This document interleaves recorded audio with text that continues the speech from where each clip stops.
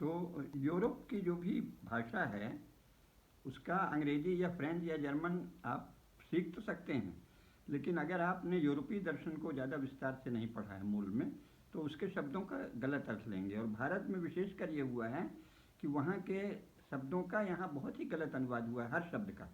जानबूझकर जो भारत के हिंदू धर्म के, सनातन धर्म के सुंदर सुंदर प्रत्यय हैं, बढ़िया धारणाएं हैं, वो ट्रांसलेशन कर ली। जैसे रिलीजन को धर्म कह दिया, सोल को आत्मा कह दिया, जो सब झूठ है, गलत अनुवाद है।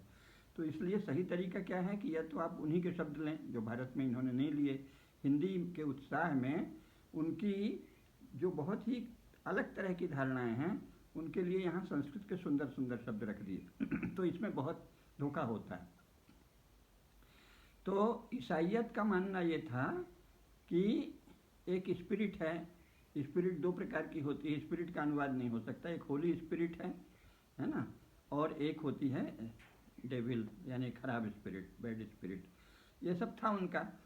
इसने ये ईसाइयत का ही, क्रिश्चियनिटी का ही एक संशोधनवाद है, ये रिवीजन है। मार्क्स जब हुए तो उन्होंने देखा कि चर्च के नाम पे भयंकर अत्याचार यूरोप में हो रहे हैं, भयंकर, खासतौर से स्त्रियों के साथ, गरीबों के साथ बहुत उत्पीड़न हो रहा है। तो वो थोड़ा एक संवेदनशील व्यक्ति थे, तो उन्होंने सोचा कि ये तो बहुत गलत है, इसके विरुद्ध कुछ लिखना चाहिए। तो उनके भावना आई कि किसी तरह चर्च की मूल स्थापनाओं का खंडन करना चाहिए।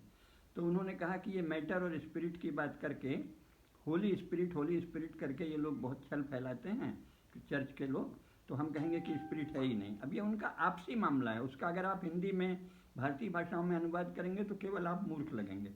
तो आत्मा नहीं है, स्पिरिट का अर्थ आत्मा नहीं होता, सोल का अर्थ भी आत्मा नहीं होता। तो खैर, तो मार्क्स ने कहा कि नहीं, केवल पदार्थ है।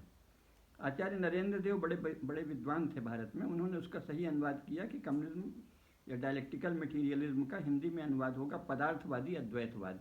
यानी उन्होंने कहा कि केवल पदार्थ है इस संसार में। तो ये तो बड़े विस्तार